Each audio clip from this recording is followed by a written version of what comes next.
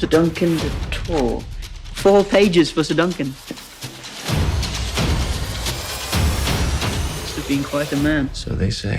Hepiniz hoş geldiniz arkadaşlar. 7 Krallık Şövalyesi 3. bölümün incelemesi için karşınızdayım. İlk bölüm iyi başlamıştı. 2. bölüm seviye bir tık daha yükselmişti ve 3. bölüm itibariyle şu ana kadarki en iyi bölümü izledik biz. Ve sezona dair artık herhangi bir gizem kalmadı ortada. Falcı ile başladık. Raymond'un tüm soy ağacını saydı ve en sonunda da tüm sırlar ortaya çıktı. Biz Aegon gerçek adının Aegon, yani Aegon Maekar'ın en küçük oğlu olduğunu öğrendik. Konusu açılmışken soy ağacından başlayalım isterseniz incelemeye. Şu anda güncel olarak tahtta kendisini Dorne'un fethi defterini kapatan kral olarak tanıdığımız 2. Daeron var. Yani iyi kral var. Kendisi Maria Martell ile evli ve 4 tane erkek çocuğu var. 2 tanesi Baelor ve Maekar dizimizde bulunuyordu zaten. Baelor tahtın varisi ve aynı zamanda kralın eli. Ondan sonra Aerys geliyor. O daha çok böyle kitaplarla falan kafayı bozmuş birisi. Turnuva falan ilgilenmeyen bir isim yani. 3. oğlu ise Rhaegal da daha çok böyle estetik sanat tarzı şeyleri çok seviyor. Dansı falan çok seviyor. En küçük çocuk ise Maekar Targaryen. Aynı zamanda Baelor'un Valyar ve Materys isimli 2 çocuğu var. Valyar'ı zaten biz gördük. Maekar'ın ise 4 tanesi erkek olmak üzere 6 tane çocuğu var. Daeron, Aeron,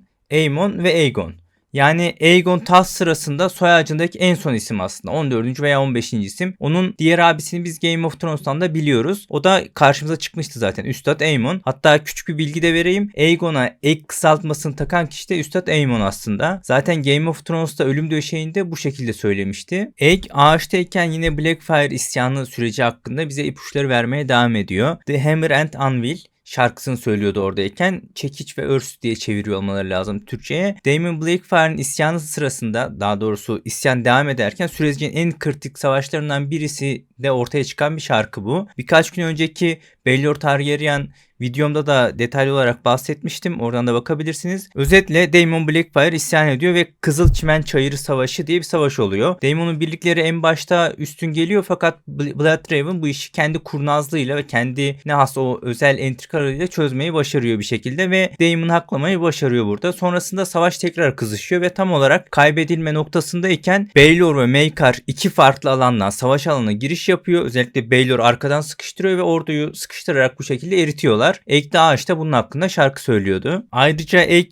sıradan halkın sorunlarını da böyle yavaş yavaş öğrene ilerliyor. Duncan tepkileri zaten bize bunu gösteriyor. Bu arada yaverlik işini özellikle silahlarla ve şövalyelik kısmını gerçekten de çok ciddiye alıyor. Kendi kendine bu konuda böyle pratik yapması falan güzeldi. Böyle günlük şeyleri konuşması güzel oluyor. Bu açıdan dizi benim tam istediğim ve beklediğim ölçüde ilerliyor. Egg ile Duncan ilişkisi, o iletişimi çok iyi. Şakalaşmaları, tavırları, beraber geçirdiği vakitler falan, o aradaki iletişim nefis vermişler izleyiciye.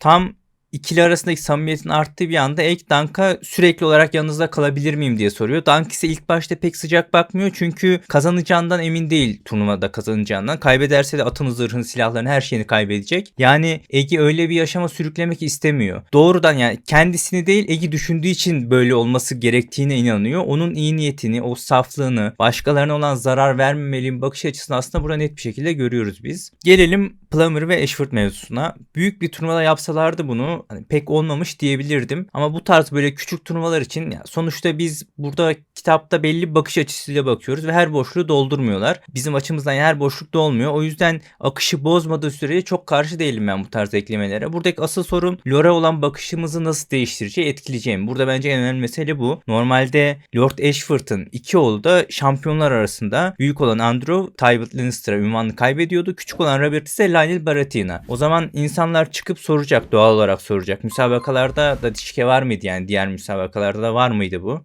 Veya bir şampiyon, bir varis kendi kız kardeşinin turnuvasında neden kaybediyor? Yani oradaki o ihtişamdan daha mı önemli buradaki para? Yani aradaki bu mevzu hep tartışılacak meseleler aslında. Gelecek bölümleri nasıl yansıtacaklar merak ediyorum gerçekten. Biraz orada görmek lazım erken değerlendirmemek için. Çünkü şampiyonlar kısmına tam olarak net şekilde giremedik biz hala. Ama arkada da gözüküyor aslında. Sırayla Leo Tyrell var, Valyar var. Zaten biz Humphrey Harding'i seçerken gördük ki Valyar da zaten onun yanındaydı. Lionel Baratheon var onların yanında. Ashford çadırlarını görüyoruz. görüyoruz. Aslında burada toplamda 5 kişi olması lazım. Geçen bölümde Lionel Baratheon Robert Ashford'u yenerek buraya girmişti. Tywin Lannister göremedik mesela. O da diğer Ashford'u yenerek girmişti. Sanki biraz boşluk kalmış gibi burası. Bu arada Andrew için neden küçük oğlu muhabbeti döndü onu da tam anlamadım. Yani normalde büyük olan Andrew. Ben öyle hatırlıyorum kitaplardan. Onu da tekrar bir kontrol etmek lazım. Turnuva başlangıcı ile beraber müsabakalar devam ediyor. Aerion sahaya çıktı. Baelor Targaryen'in en büyük oğlu Valeri yani tahtın 2 numaralı varisini seçecekmiş gibi böyle heyecan yarattı ve Humphrey Harding'i seçti. Bu arada Prens Valer siyah saçlı ama saçının arasında böyle bir tutam gümüşlü bir saç var. O şekilde tarif edilir. Onu da bu şekilde görmek güzel. Humphrey Harding şampiyonlar arasında bir isim ve turnuvanın o ana kadarki en başarılı, en sükse yapmış ismi. Aerion'un kendisine rakip olarak onu seçmesinin nedeni de tam olarak bu. Onu yenerek onun üzerindeki ilgiyi kendi üzerine çekmek istiyor. Olayı da bu zaten onun. Prens Valer'i seçecek gibi yapması da bu yüzdendi ve gerçekten de kirli dövüşüyor. Kural ihlali olan bir şey yaptı ve bunun sonuçları oldu ama çok da umursuyor gibi gözükmüyor. Olumlu olumsuz istediğini aldı sonuçta. Zaten daha sonrasında Lord Ashford tarafından hükmen yenik sayılıyor. Ama Humphrey Harding için bunun pek bir önemi yok sanırım ya. Turnuvaya devam etmesi imkansız zaten ama neredeyse yani ölümden döndü yani. O konuşulacak bir mesele bile değil. Aerion'un zırhını ben tasarım olarak çok beğendim. Kalkanı çok hoş duruyor. Özellikle kalkanı beğendim. Asimetrik şekilde tasarlamışlar. Böyle 15. yüzyıl civarında gerçekten çok kullanılmış bir tür. Sadece turnuva için üretilen kalkanlar bunlar. Zaten onlardan ilham almışlar. Savaş alanında kullanmak için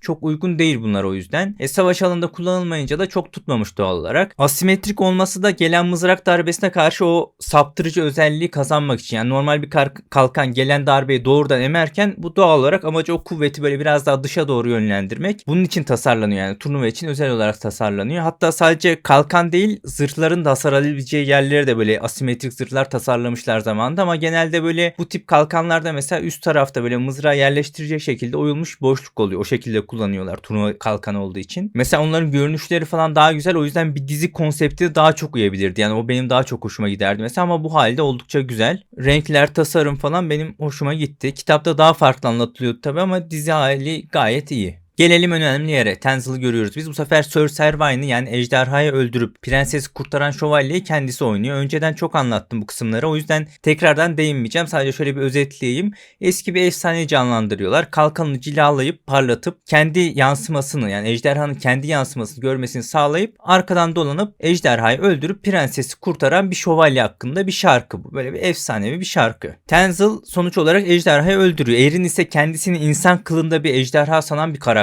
Yani kafası çok farklı bir noktada onun. Ejderhanın kaybettiğini görünce meseleyi tamamen şahsi algılıyor ve kendince güç gösterisine dönüştürüyor işi. Yani daha birkaç saat önce halkın tepkisini çekmişken ve hani kafasına artık bir şey yemişken şu yapılan iş gerçekten de iyi bir cesaret yani ayrı bir özgüven gerçekten. Sonuç olarak her yeri yakıp yıkıyorlar ve en sonunda Aerion Tenzel'ın parmağını kırıyor. Tabi Dunk da buna dayanamayıp prensin ağzının üstüne bir iki tane yapıştırıyor. Burada asıl önemli mesele bence şu. Normalde Westeros'ta tiyatronumsu sahneler çok az var. Yani kültürlerinde bu hiç yok. Daha böyle küçük çapta şeyler oluyor bunlar. Mesela Rhaenyra kaleden kaçtığında falan görmüştük bir kısmını. Ama aynı zamanda biz Arya'dan da biliyoruz ki Braavos'ta yani Essos'ta daha geniş çaplı gösteriler mevcut. Rhoynar bu kültürün bir parçası ve Westeros'taki Dorne'lar büyük çoğunlukla o bin gemi muhabbetinden dolayı bu kökenden geliyor. Yani biz bu gösteri için Dornish kökenli diyebiliriz çok net bir şekilde. Bu çıkarıma varabiliriz. Dorne'lar Westeros'lara çok daha geniş çapta bu tiyatro kültürünü benimseyip devam ediyorlar. O şekilde de farklılaşıyorlar Westeros'un geri kalanına göre. Yani Aerion'un yapmış olduğu bu şiddetin kendi hırslarını falan bir kenara bırakırsak bile politika anlamında dahi okeyi yok. Hoş karşılanacak bir şey değil bu. Baelor'un da annesi bir Dorne'lu ve yeni barış sağlanmış. Yani buradaki küçük bir meselenin,